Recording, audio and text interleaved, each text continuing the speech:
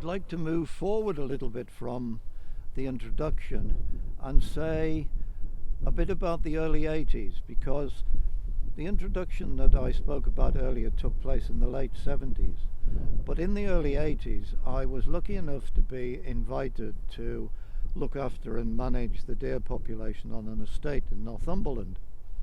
And those years in the early 80s, I describe in my journal and also in the book that I've written. I've devoted a chapter to those years, and I call it the apprenticeship years. And what I mean by that is literally that I was learning.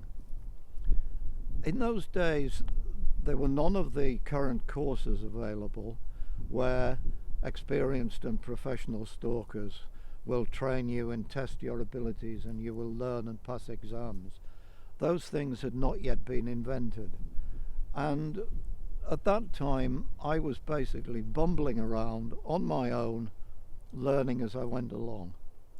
And I kept a journal during those 2 or 3 years, and I've kept it not in the sense of making entries into it, but I still have the book.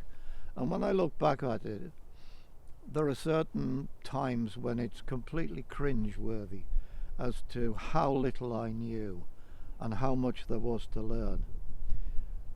But there was one episode which I reread the other evening, and if I tell you about that episode, it will indicate one of the biggest learnings that took place in those years. It was one evening when I was in a wood, and I was moving through the wood inside a post and wire fence, and I noticed about 80 yards ahead of me 2 deer jumped out of the wood into the field. I could see immediately using my binoculars that they were both bucks, because they both had antlers at that time of the year, and they started moving towards me. The nearer they got, the more I was able to see that this was an older buck and a young buck. They came so close in the end that I abandoned using the binoculars, and I was just watching them, and they came closer and closer and closer until they stopped on the other side of the fence. And they were literally close enough for me to reach out through the fence and touch the big buck which was standing nearest to me. At that point, the big buck leapt over the fence and at the same time over me into the wood, followed by the young buck. As I turned round to see where they'd gone, I made a noise, disturbed a twig or something, and off they went. And there were 2 things that I learned in that moment. One was that if you are prepared to be still, nature in all forms will come towards you and will come very, very close. And those close encounters are one of the things that's kept me going over 50 years of doing this, of watching nature. I recall one day being in a wood in the winter and just standing still and felt something on my boot, and when I looked down it was a stoat. The stoat was obviously hunting, wasn't taking the slightest bit of interest in me, and off it went. And the 2 learnings that I got from these episodes is, one, be still, and the other is to be quiet. Stillness and quiet are the secret to any form of being in nature or being an amateur naturalist. But in terms of deer, it's probably the most important learning that I took from those years. One other episode that I can describe is seeing a doe, a female deer, in April, and she was changing her coat. And at that point in time, I didn't even know that that's what roe deer did. In the winter, they are flat, grey, and they fit into the landscape camouflaged with that colour. But in the late spring, early summer, they change their coat to the most gorgeous foxy red. And this doe that I was watching in that April month was in the process of changing her coat. And she looked completely scruffy. And it's yet again one of those tiny bits of learning that you pick up over the years. When do deer change their coat? What do they look like when they're changing their coat? Is there anything that you can learn from that? And what you learn is that you notice that their winter coat is far thicker than their summer coat.